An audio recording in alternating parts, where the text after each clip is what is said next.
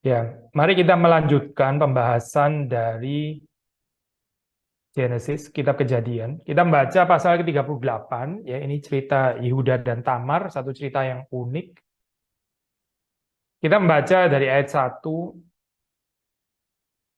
panjang sih ya, sampai dengan yang ke-30 ya. Ini saya baca Genesis Kejadian pasal yang ke-38 ayat 1 sampai dengan ayat terakhir. Yehuda dan Tamar. Pada waktu itu Yehuda meninggalkan saudara-saudaranya dan menumpang pada seorang adulam yang namanya Hira. Di situ Yehuda melihat anak perempuan seorang Kanaan, nama orang itu ialah Shua. Lalu Yehuda kawin dengan perempuan itu dan menghampirinya. Perempuan itu mengandung lalu melahirkan seorang anak laki-laki dan menamai anak itu Er. Sesudah itu perempuan itu mengandung lagi lalu melahirkan seorang anak laki-laki dan menamai anak itu Onan. Kemudian perempuan itu melahirkan seorang anak laki-laki sekali lagi dan menamai anak itu Shelah. Yehuda sedang berada di Ketzib ketika anak itu dilahirkan. Sesudah itu Yehuda mengambil bagi anak sulungnya, seorang istri yang bernama Tamar. Tetapi anak sulung Yehuda itu adalah jahat di mata Tuhan, maka Tuhan membunuh dia. Lalu berkatalah Yehuda kepada Onan, hampirilah istri kakakmu itu, kawinlah dengan dia sebagai ganti kakakmu dan bangkitkanlah keturunan bagi kakakmu. Tetapi Onan tahu bahwa bukan ia yang mempunyai keturunannya nanti, sebab itu setiap kali ia menghampiri istri kakaknya itu, ia membiarkan maninya terbuang, supaya ia jangan memberi keturunan kepada kakaknya. Tetapi yang dilakukannya itu adalah jahat di mata Tuhan, maka Tuhan membunuh dia juga. Lalu berkatalah Yehuda kepada Tamar, menantunya itu, tinggallah sebagai janda di rumah ayahmu sampai anakku Shelah itu besar. Sebab pikirnya, jangan-jangan ia mati seperti kedua kakaknya itu. Maka pergilah Tamar dan tinggal di rumah ayahnya. Setelah beberapa lama matilah anak Shua, istri Yehuda, habis berkabung berkilah Yehuda ke Timnah, kepada orang-orang yang menggunting bulu domba-dombanya bersama dengan Hira, sahabatnya orang Adulam itu. Ketika dikabarkan kepada Tamar, bapa mertuamu sedang di jalan ke Timnah untuk menggunting bulu domba-dombanya, maka ditanggalkannya lah pakaian kejandaannya. Ia bertelekung dan berselubung, lalu pergi duduk di pintu masuk ke Enaim yang di jalan ke Timnah karena dilihatnya bahwa Shelah telah menjadi besar, dan dia tidak diberikan juga kepada Shelah itu untuk menjadi istrinya. Ketika Yehuda melihat dia, disangkanya lah dia seorang perempuan sundal karena ia menutupi mukanya. Lalu berpalinglah Yehuda mendapatkan perempuan yang di pinggir jalan itu.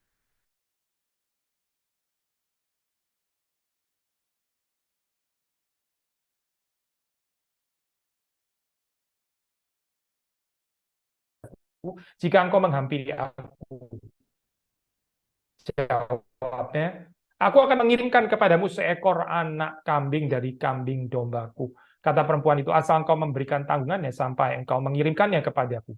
Tanyanya, apakah tanggungan yang harus kuberikan kepadamu? Jawab perempuan itu, cap meteraimu serta kalungmu dan tongkat yang ada di tanganmu itu. Lalu diberikannya lah semuanya itu kepadanya, maka ia menghampirinya. Perempuan itu mengandung daripadanya. Bangunlah perempuan itu lalu pergi, ditanggalkannya telekungnya dan dikenakannya pula pakaiannya.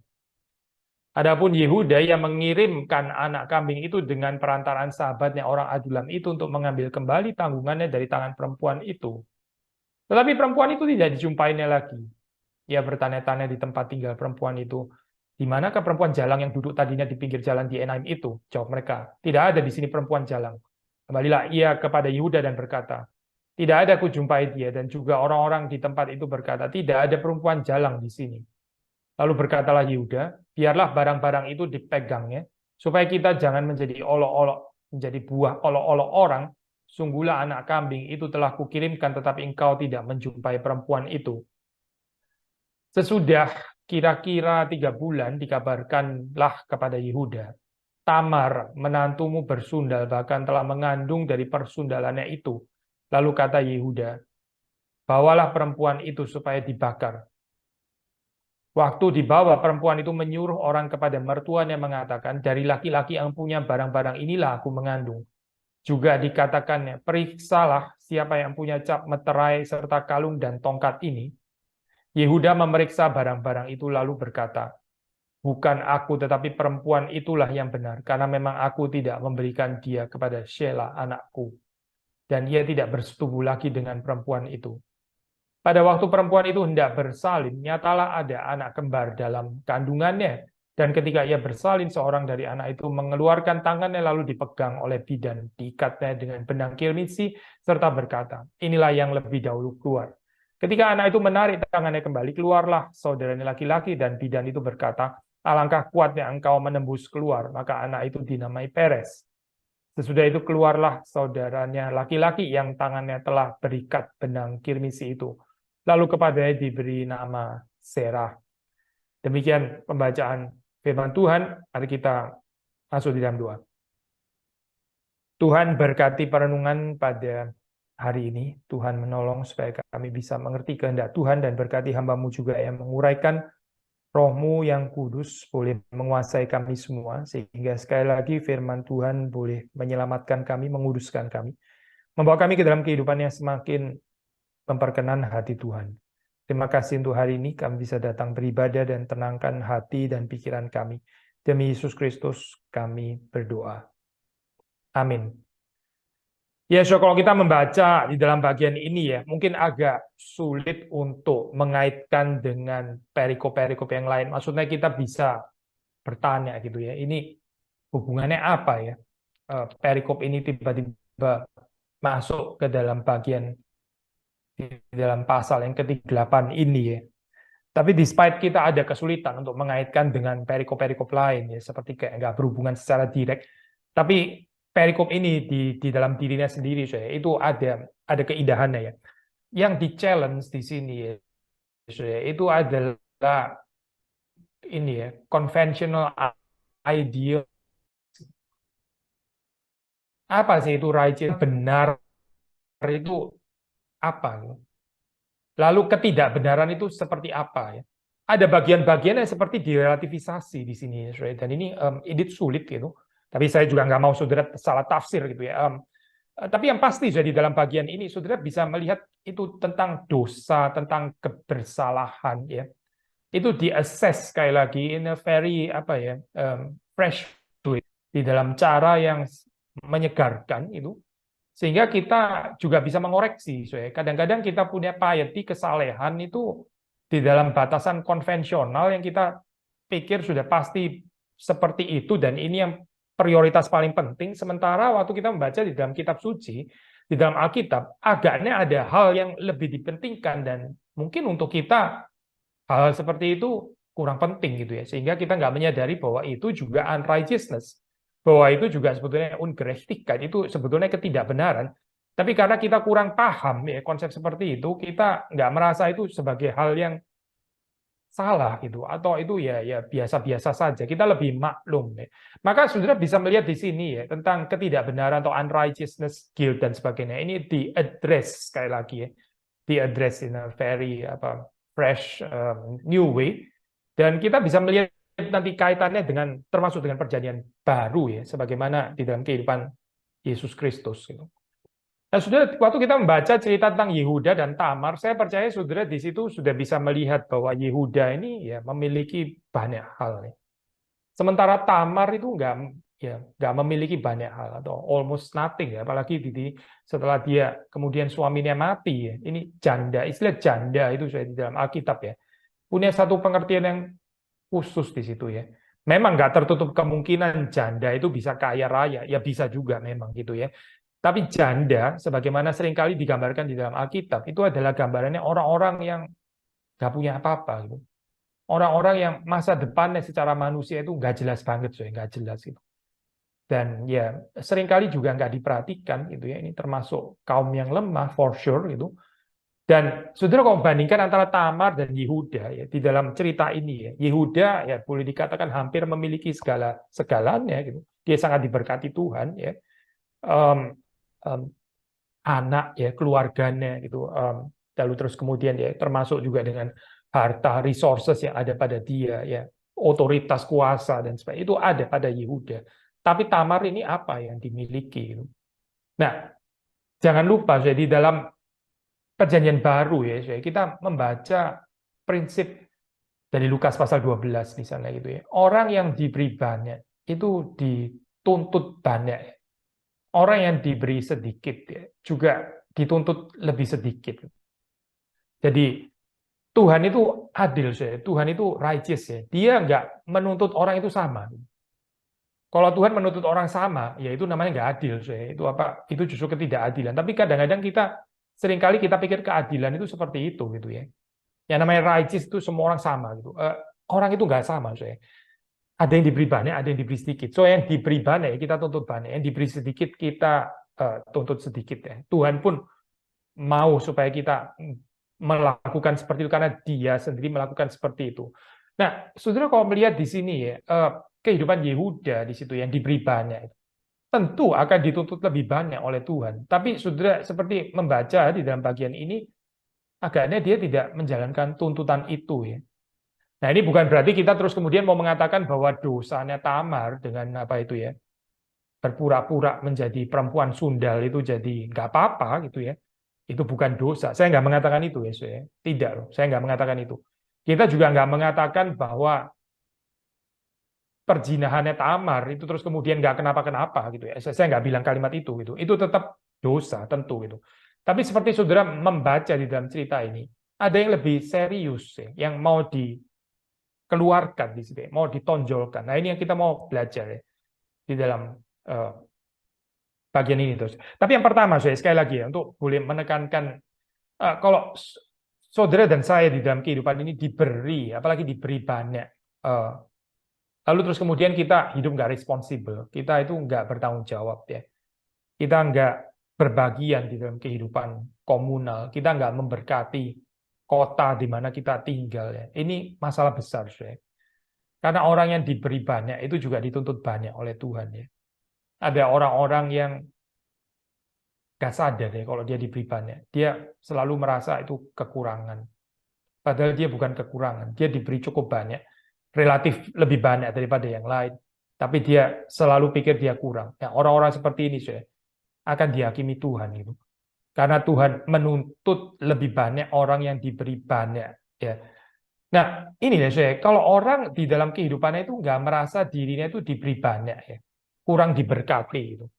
Lalu akhirnya ya dia akan cenderung hidupnya itu selfish. Dia cenderung akan nggak nggak mau membagi berkat yang dia terima dari Tuhan. Karena menurut dia berkatnya kurang. So dia akan hidup bagi dirinya sendiri ya. Kehidupannya itu adalah kehidupan yang ya miserable so, ya. Yang susah untuk dipakai Tuhan. Karena dia nggak bisa berbagi dengan yang lain.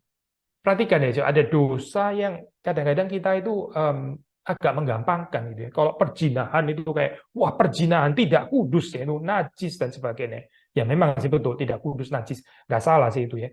Tapi terus kemudian kita lebih apa ya rasa ini dosa serius sekali. Tapi berapa banyak sih orang termasuk orang Kristen ya berpikir bahwa dosa menghidupi ini ya, yang terus melayani keinginan-keinginan pribadi saja gitu. Dan itu mengorbankan menjadi berkat bagi komunitas. Dia nggak peduli gitu. Perhatikan ya, saya ini apa? Saya lompat ya, saya ini Achan. Saudara tahu cerita Achan kan ya? Sin of greed, dosa keserakahannya itu ya. Dia nggak peduli, saya ini apa? Yang penting adalah dia bisa dapat barang rampasan itu ya untuk dia, private gain. Ya, dia mendapatkan keuntungan. Tapi sampai akhirnya terus kemudian Israel itu kalah perang ya. Ini kan komunitas ya, saya. Urusan lebih besar. Dia nggak peduli. Yang lebih penting adalah dia punya private gain. Gitu. Komunitas hancur, komunitas rusak, nggak ada masalah. Yang penting kan saya ada private gain. Ini loh saya, dosa ini ya, ini serius. Saudara melihat di dalam cerita itu, Achan akhirnya dihukum mati kan ya. Dia nggak berzina loh saya. Itu bukan dosa zina kan ya, bukan gitu.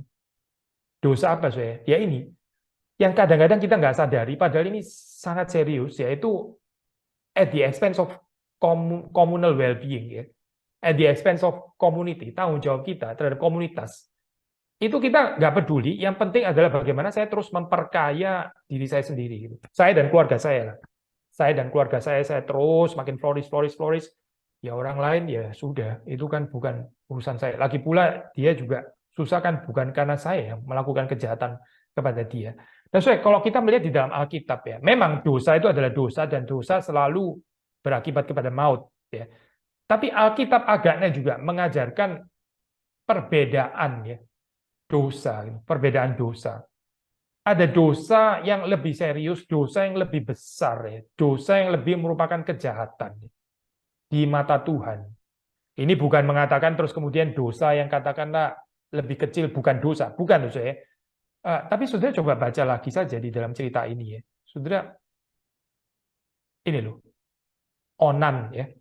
Onan, saudara tahu dari kata ini ya. Itu terus kemudian ada kata onani ya. Onani itu kan dari kata ini, dari kata onan ya. Apa sih itu? Ya itu dia nggak mau gitu. Dia nggak mau menyambung ya. Ini apa? Keturunan bagi kakaknya. Ini highly selfish ya, saya. Highly selfish. Dan Tuhan menganggap ini sebagai kejahatan. Saudara coba baca lagi ya. Ini saya baca lagi ya, saya. Ini ayat 9 ya. Tetapi Onan tahu bahwa bukan ia yang punya keturunan nanti. Enak saja, saya suruh gantiin kakak saya. Itu saya yang susah-susah ya. Sebetulnya susah apa sih saya menyambung keturunan terus kemudian namanya jadi nama kakak saya. Jadi ini apa keluarganya kakak, bukan saya cuma dipakai ini. Pikiran kayak begini saya. Lalu dia akhirnya setiap kali dia bersetubuh ya, dia membuang itu maninya ya, sehingga nggak bisa terjadi pembuahan. Lalu apa yang dikatakan di sini ya? Ayat 10. Tetapi yang dilakukan Onan itu ya adalah jahat di mata Tuhan. Tetapi yang dilakukan Onan itu adalah jahat di mata Tuhan. Apa sih saya?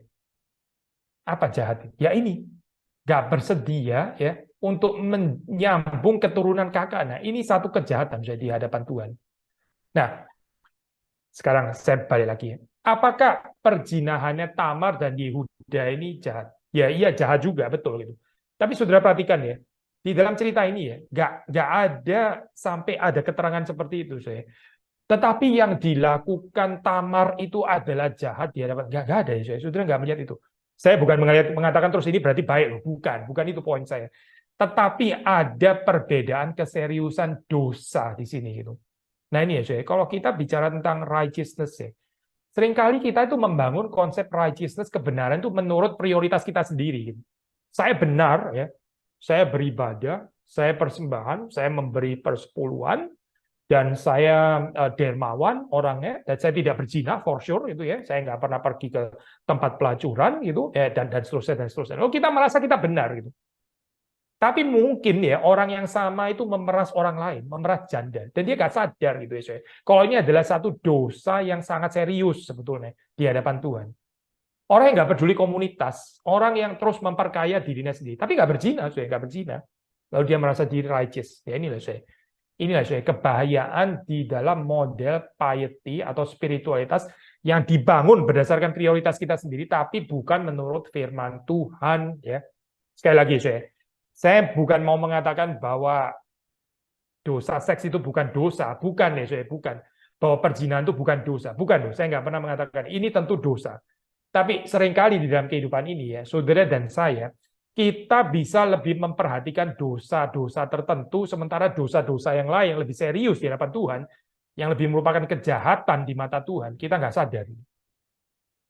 Dan kita self-righteous lagi ya, karena kita nggak melakukan dosa ini dan itu gitu. Tapi dosa yang lain kita melakukan dan kita nggak sadar. Nah, inilah saya. Waktu saudara melihat di sini di dalam cerita ini ya, kita seringkali ya, apa prinsip yang kita bisa pelajari? Ya ini saya, kita itu seringkali membangun pietas atau kesalehan moralitas kita ya. Ini di dalam pengertian yang model lama seperti ini ya, yang sebetulnya dikoreksi.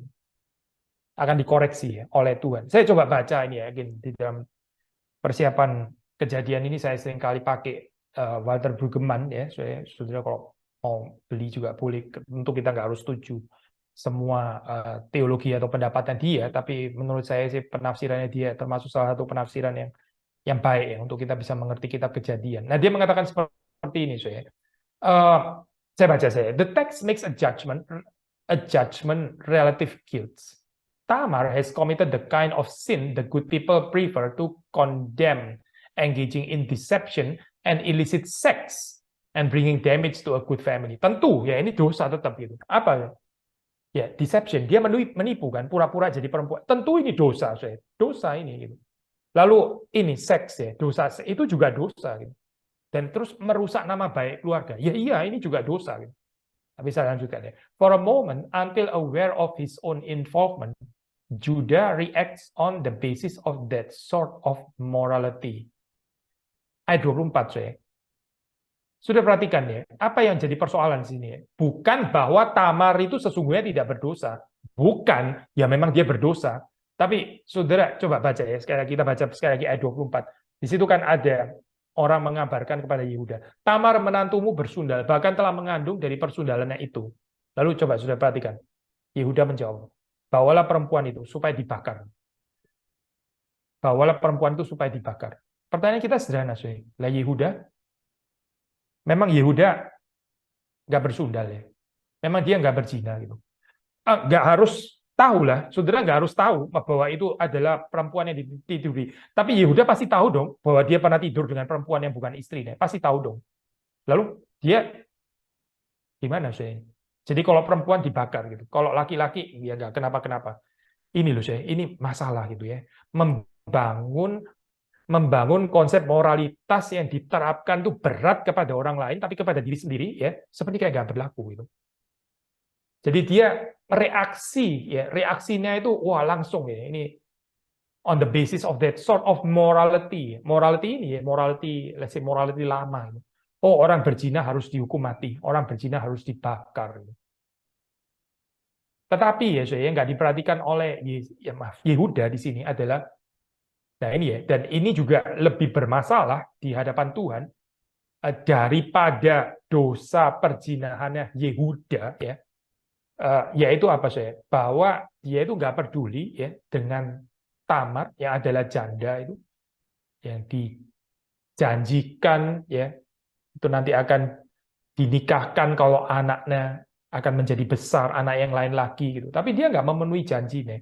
Ini dosa serius ya, dosa yang sangat serius di hadapan Tuhan. Karena apa saya? Ya karena dia nggak memperhatikan ada seorang janda miskin ya, marginal ya, bukan siapa-siapa, dan dia just nggak peduli ya dengan well-being-nya, dengan keadaannya ya, dan juga bagaimana dengan keturunan yang perlu disambung itu. Dia nggak peduli dengan ini. Dia cuma takut kalau anaknya mati lagi. Saudara bisa baca gitu kan ya. Itu apa tadi yang kita baca tadi di dalam ayat yang ke-11 ya. Kan satu sisi Yehuda mengatakan kepada Tamar, tinggallah sebagai janda di rumah ayahmu sampai anakku Shelah itu besar ya. Tapi terus kemudian coba perhatikan kalimat itu. Jangan-jangan dia mati seperti kedua kakaknya itu. Jadi Yehuda seperti kayak ada ketakutan ini ada orang nikah sama Tamar ya anaknya dia, anaknya dia yang pertama itu ya, mati. Terus kemudian si Ornan ya disuruh menggantikan, ya mati lagi. Nah, terus nanti Shelah ini jangan-jangan ya mati lagi gitu.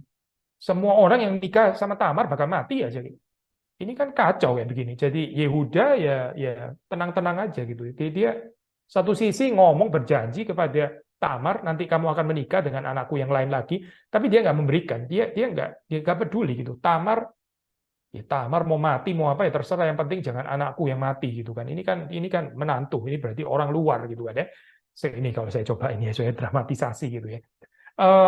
Dia nggak memperdulikan kesulitannya Yehuda, nggak memperhatikan kesulitan Tamar di sini, dan ini satu dosa yang diadres oleh Alkitab bahkan lebih daripada dosa perzinahan Yehuda, apalagi dosa perzinahan Tamar.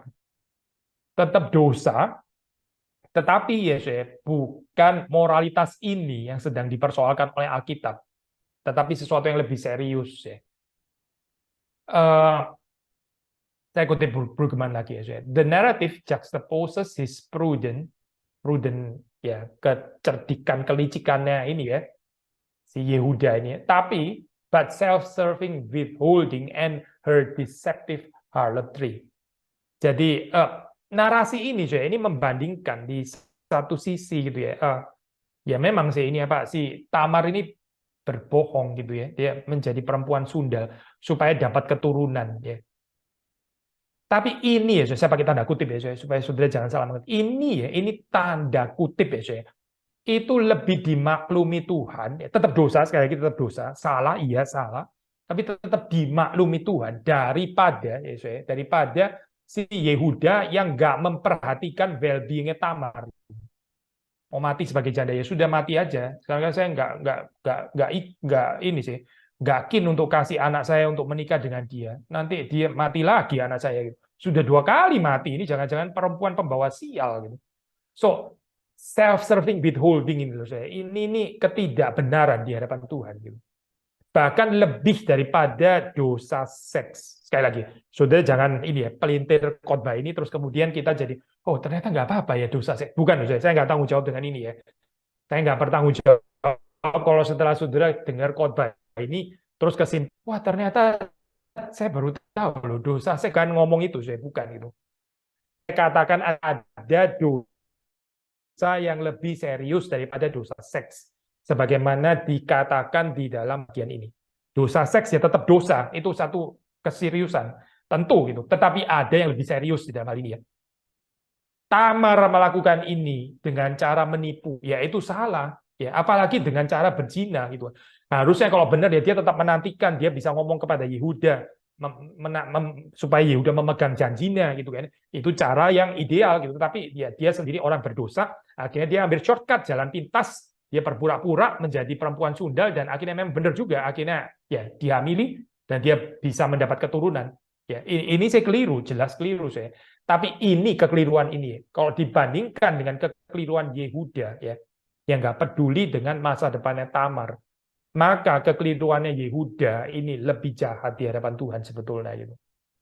Dan ini perlu diadres, perlu dikoreksi. Sama seperti itu sudah membaca apa sih persoalannya Onan gitu ya. Persoalannya Onan itu apa sih? Ya bukan karena dia onani, bukan karena dia masturbasi atau apa, bukan itu. Tapi kejahatan yang utama di sini adalah karena dia itu nggak mau dirinya itu menyambung keturunan kakaknya. Ini satu kejahatan di hadapan Tuhan, saya. Sekali lagi ya, kita mencoba melihat Alkitab bagaimana ini ya, in a fresh way, membicarakan tentang righteousness ini ya, dan kita bisa kaget ya, ternyata Alkitab menyoroti hal-hal yang mungkin selama ini saudara dan saya anggap ya biasa-biasa saja, masa kayak gini pun serius gitu kan ya, bukannya ini ya, memang kita hidup di Eropa ya, semuanya individualis, masa saya mesti ngurusin kesusahannya orang lain gitu, masa saya mesti ngurusin kesusahannya janda gitu, itu urusannya apa dengan saya gitu. Saya kan ya baik-baik sama keluarga saya, jadi orang lain apalagi itu terserah gitu. Maksudnya itu biarlah dia berjuang sendirilah atau apa gitu. Itu bukan urusan saya nggak peduli dengan mereka. Kan common saya berpikir kayak begini. Saya juga bukan yang bikin dia jadi janda kan. Saya nggak pernah menipu dia. Itu bukan kesusahannya bukan karena salah saya. Terus saya suruh tanggung jawab gitu. Ya mirip kan ya saya. Ini loh, ini precisely yang diadres gitu. Yehuda juga bisa saja ngomong, loh dia ini mati kan anak saya mati, saya sendiri sedih loh ini anak saya, tapi ini kan bukan salah saya kan, bukan saya yang bunuh, lah dia janda, urusannya apa yang sama saya gitu? Kenapa harus saya yang bertanggung jawab? Mirip kan saya, mirip. Kenapa saya mesti memikirkan masa depannya janda ini?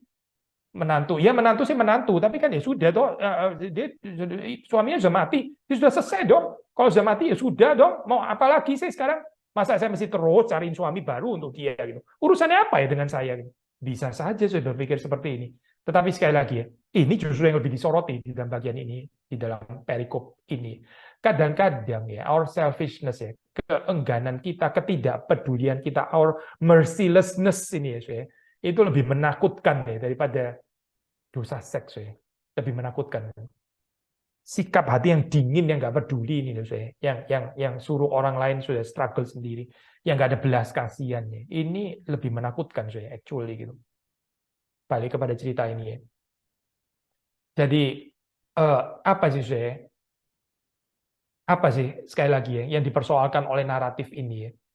Ada orang yang sebetulnya menimbulkan kesalahan ya, kehancuran, damage terhadap komunitas, future community. Ya ini kan membangun keturunan, ini bukan cuma sekedar keturunan loh saya, tapi ini adalah cara kerja Allah, bagaimana Tuhan memberkati dunia ini ya melalui keturunan. Jadi ini penting sekali, saudara. Tapi ada orang yang melakukan damage ya, kerusakan terhadap future community ini ya, yang ya juga sebetulnya bisa mencakup janda-janda miskin seperti Tamar, dan dia nggak peduli, ya hancur aja, ntar nggak ada lagi terbangun komunitas yang baru, ya biarin gitu. Yang penting kan saya tetap sehat, saya bisa makan, saya bisa senang-senang, ada traveling, ya bisa belanja-belanja dan seterusnya gitu. Komunitas damage ya sudah damage saja gitu.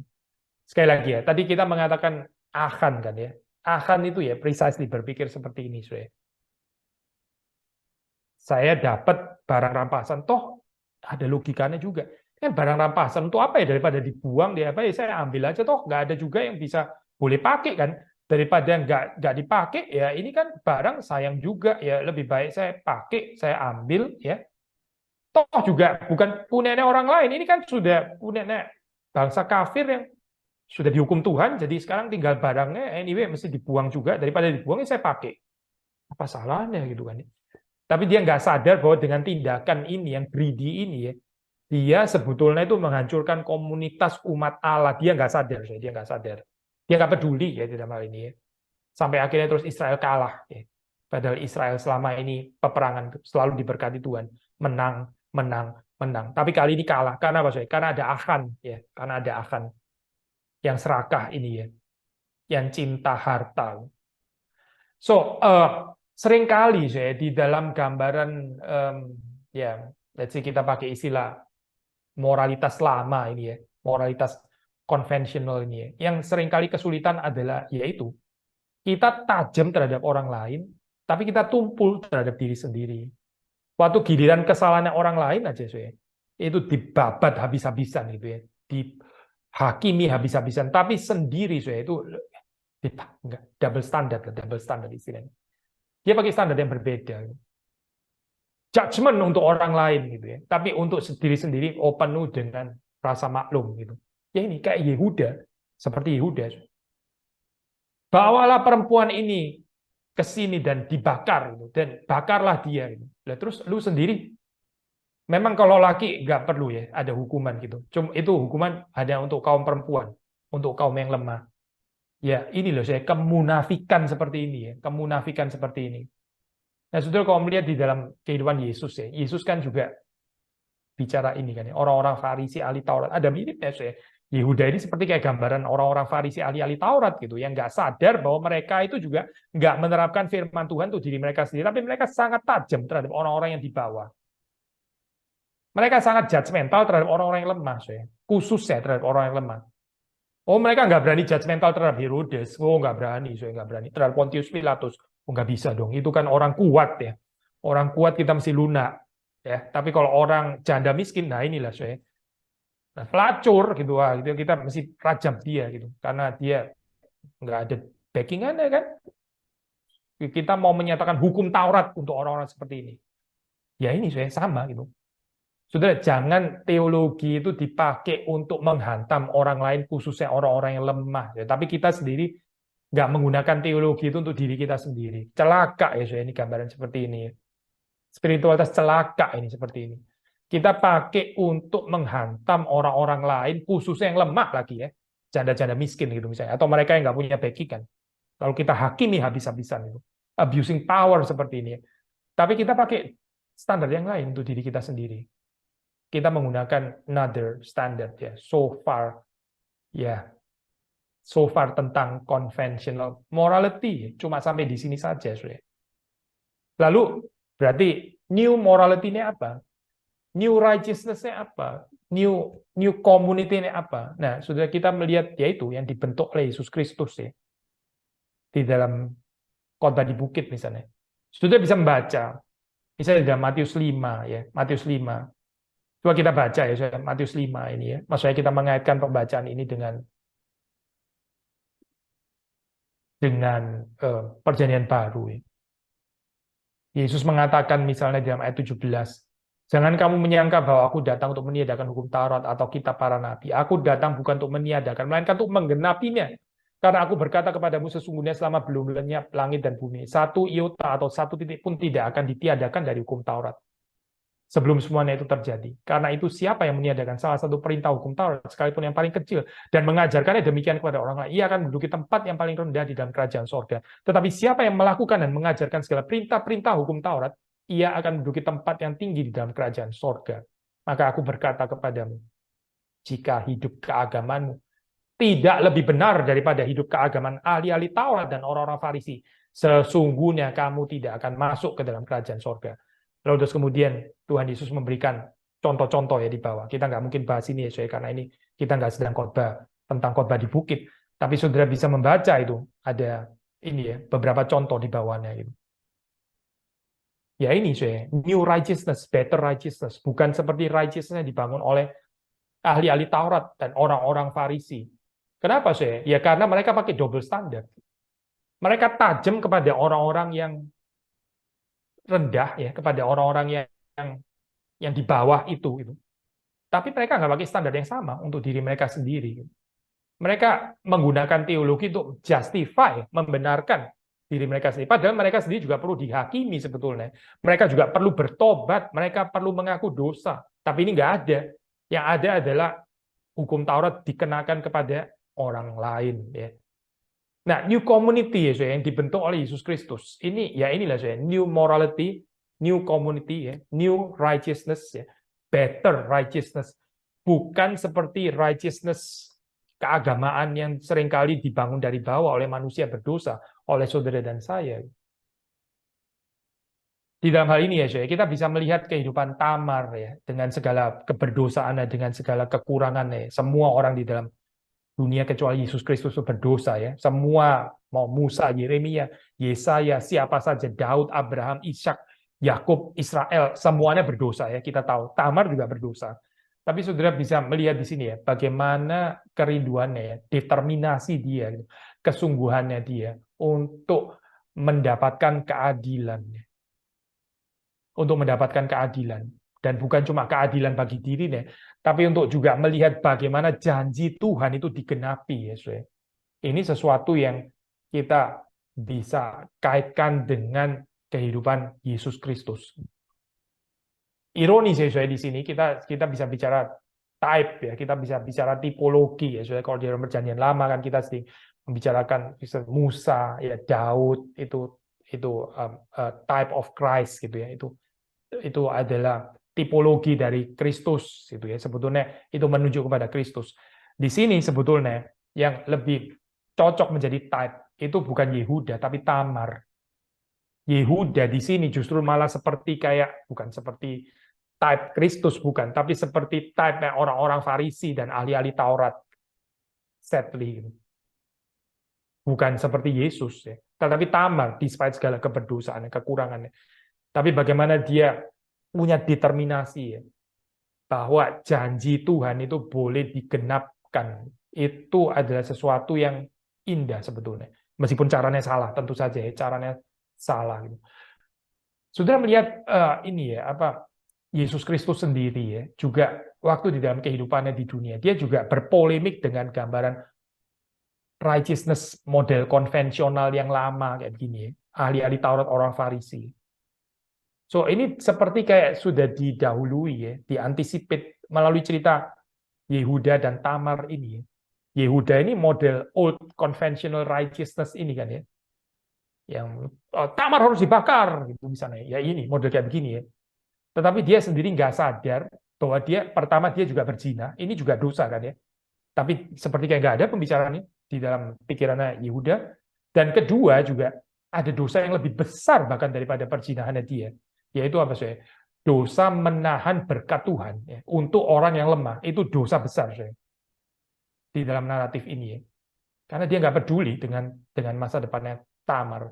Lalu bagaimana tentang ini ya, janji Tuhan ya, keturunan dan sebagainya. Sudah seperti kita tahu ya, ini waktu kita terbatas.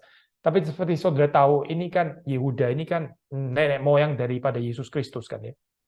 Dan Yesus Kristus itu ya, itu silsilahnya itu turun justru dari Tamar, dari Tamar ini gitu. Yehuda Tamar, lalu turun sampai itu sebelum Yesus Kristus ya, ada Raja Daud ya. Lalu terus kemudian Yesus Kristus. Saudara bisa pikirkan ya, renungkan berapa pentingnya ya menyambung keturunan di dalam konteks ini, karena inilah di line ini yang akan dipakai oleh Allah ya untuk mendatangkan Sang Mesias, Raja Daud dan Sang Mesias Yesus Kristus. Maka memang betul saya ini adalah ya dosa besar gitu. Saya bukan mengatakan Tuhan jadi helpless kalau seandainya Tamar ya Tuhan pasti ada caranya sendiri. Dia Tuhan gitu ya. Tapi saya mau mengajak saudara melihat di dalam konteks ini ya, kepentingan kenapa cerita ini penting gitu. Kenapa penting ya untuk melihat bahwa dosa ya yang menghalang-halangi berkat Tuhan datang kepada orang yang lemah ya, yang sebetulnya itu di dalam rencana Tuhan dia akan menggenapi janji Tuhan dan kita menahan itu ya, bahwa itu adalah satu dosa yang sangat besar di hadapan Tuhan. Kita mesti paham bagian ini ya. Sekali lagi, bukan untuk mengatakan bahwa perzinahan itu mah dosa kaleng-kaleng, itu mah nggak apa-apa. Bukan, saya bukan mengajar itu. Tetapi seringkali ya kita mungkin khususnya kalangan Injili, gereja-gereja Injili, kita sangat serius ya dengan dosa perzinahan, tapi ada dosa kemunafikan ya, dosa double standard ya, yang kita nggak merasa gimana-gimana gitu. Ini seperti kayak dosa yang kita nggak terlalu peka gitu. Tapi kalau perzinahan, kita langsung rame-rame menghakimi orang yang berzina. Bagaimana sih ada orang Kristen berzina? Nggak bisa ini seperti ini. Dia harus didisiplin. Ya oke, saya memang harus disiplin, betul. Saya setuju gitu. Tapi poin saya bukan di sana, bukan nggak perlu didisiplin, bukan. Tapi sekali lagi saya lihatlah kehidupan Kristus ya, kehidupan Kristus. Dia juga ada loh saya perjumpaan dengan orang yang berzina. Perempuan Samaria ini. Perhatikan dengan perempuan yang sudah siap mau dirajam oleh orang-orang yang menyeret dia dan menarik dia memperhadapkan kepada Kristus. Tapi apa yang Kristus lakukan di situ ya? Mengampuni mereka, memberikan kepada mereka second chance, ada pertobatan. Tapi di sisi yang lain, saudara mendapati cerita orang-orang Farisi, ahli-ahli Taurat itu seperti kayak nggak ada second chance saja. Bukan karena Yesus nggak meneriakkan berita pertobatan kepada mereka, bukan. Tapi karena mereka dibutakan oleh dosa yang lain yang sebetulnya jauh lebih menakutkan dan mereka nggak sadar. Perempuan-perempuan yang berzina itu ya di dalam Injil yang dicatat di sana ya. Setidaknya mereka itu tahu kalau mereka orang berdosa. Mereka tahu bahwa mereka itu kotor, tahu. Tetapi ada dosa yang mengakibatkan kebutaan seseorang sampai nggak sadar bahwa dia itu sudah jauh sekali daripada Tuhan ya, dan sedang menuju kebinasaan, tapi masih nggak sadar bahwa dia itu berdosa, malah menganggap orang lain lebih berdosa daripada dia. Akhirnya dia sendiri nggak sadar akan dosanya dan terus hidup di dalam dosa itu ya. Nah ini ya, ini precisely yang dipersoalkan di dalam naratif ini. Ada orang yang sebetulnya itu ya seperti Akan ya, itu sudah siap ya untuk mau menghancurkan komunitas gitu, untuk kesenangan pribadinya, untuk kepentingan pribadinya. Dan saudara melihat di sini Akan yang juga adalah ya, Akan ini interestingly juga keturunan Yehuda ya. Tapi ada keturunan Yehuda yang lain, yaitu Tuhan kita Yesus Kristus ya. Yesus Kristus itu justru dia mengorbankan dirinya, kehendak pribadinya, dia korbankan for the sake of the well-being of the community of the people of God ya. Terbalik ya. Saudara nggak bisa melihat kontras yang lebih jelas lagi di sini. Akan ya, nggak peduli dengan komunitas. Komunitas mau hancur nggak apa-apa. Yang penting saya untung. Saya dan keluarga saya untung. Saya dapat harta ini. Tetapi Yesus Kristus menyangkal itu semua supaya bisa membentuk the new community. And this is precisely the story of the new righteousness ini. Inilah yang kita bisa belajar dari perikop ini. Lihatlah kehidupan Tuhan kita Yesus Kristus. Kiranya Tuhan memberkati kita semua. Mari kita masuk di dalam doa. Tuhan, kami bersyukur untuk apa yang kami bisa renungkan di dalam cerita yang sulit ini dan berdoa supaya Engkau Roh-Mu yang kudus boleh bekerja di dalam hati dan pikiran kami, menyadarkan kami. Kadang di dalam hidup ini ada dosa-dosa yang kami anggap kecil, kami anggap sepele, tapi sesungguhnya merupakan kejahatan di hadapan Tuhan. Tolong supaya kami bisa melihatnya di bawah terang firman Tuhan, bukan dengan sistem prioritas kami sendiri. Dan Tuhan terus menolong kami untuk bertumbuh dewasa di dalam anugerah-Mu. Terima kasih Tuhan untuk perenungan firman pada hari ini. Tuhan yang terus menguruskan, mempertumbuhkan, menyempurnakan kami semua sebagai jemaat-Mu. Demi Yesus Kristus kami berdoa. Amin.